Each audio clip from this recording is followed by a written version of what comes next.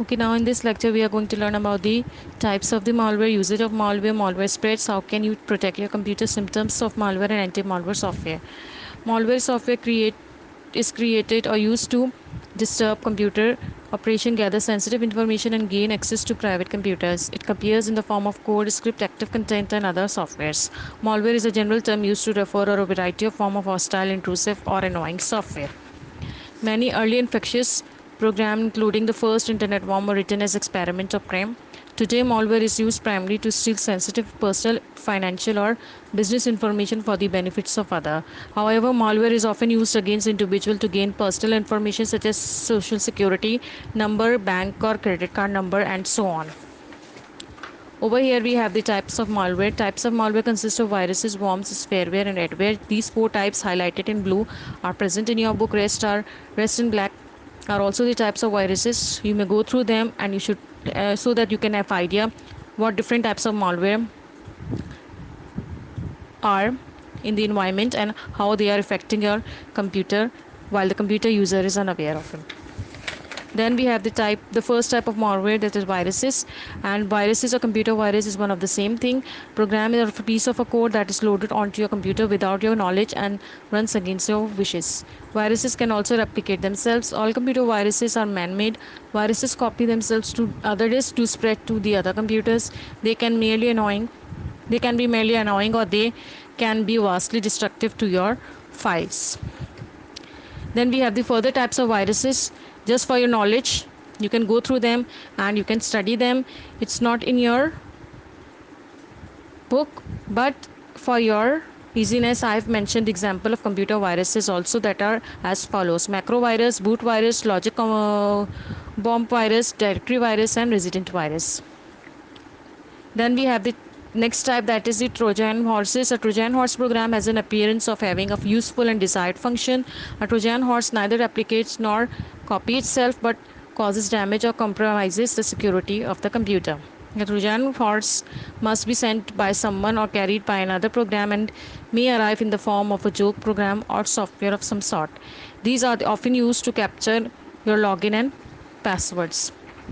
Then there are some further types of Trojan, that is RATs, that is basically remote access Trojan, backdoor Trojan, IRG Trojans, and keylogging Trojans. Then we have the example of worm. Worm is a self-replicating computer program. It used a network to send copies of itself to other networks, and it may be so without any user intervention. It does not need to attach itself to an existing program.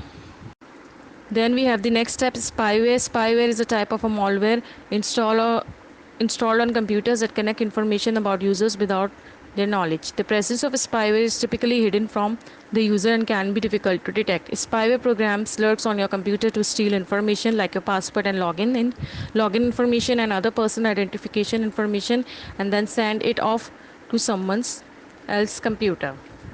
Then we have a zombie. Zombie programs are control of take the control of your computer and use it and its internet connection to attack the other computers or networks to perform other criminal activities.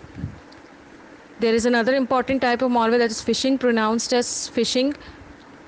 The spelling is little bit different, but the pronunciation word is starting with F. Phishing is a message that tries to trick you into providing information like your social security number or a bank account number or login and password for a website. The message may claim that if you do not click linking on the link of the message and log on to the financial website, that your account will be blocked or some other disasters. Now this is the screenshot of the phishing type of malware. In this they have shown an email. These site of emails are present in your email inbox and you are unaware about it, and once you open this email, then your computer get corrupted and this malware gets the whole control of your PC and you are unaware of it. Then we have the other type, that is spam. Spam is email that you do not request and do not want. One person's spam is another's useful newsletter or sales ad. This is basically misguiding the person. misguiding the user whose account presents the email that consists of a newsletter or sale ad. Spam is a common way to spread viruses, trojan, and the like.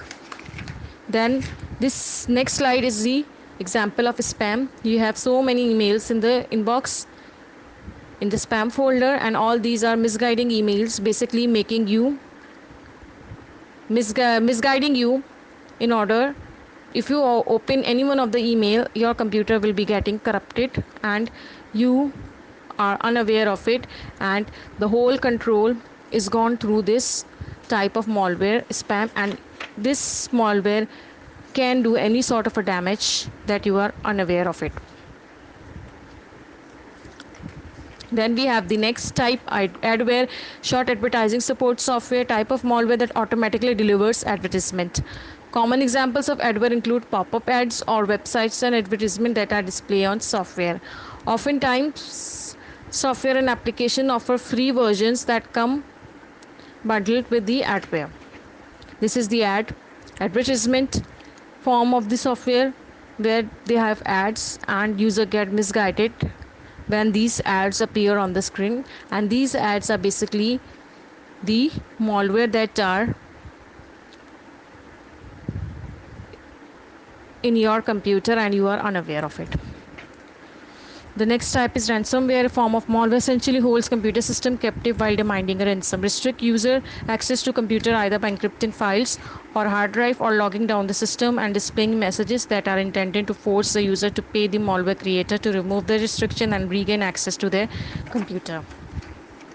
Okay, now then we have the other thing, that is malware spreads. It spreads through social network, pirated software, removable media, emails, and the websites.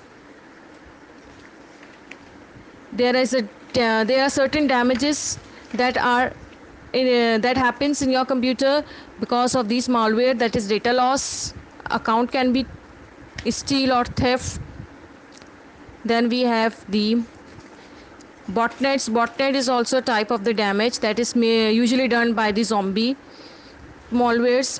And then we have the financial loss also, that is when your credit card or bank account number is hacked by the keylogger software, that usually hackers use the keylogger software in order to hacking your credit card and account number information.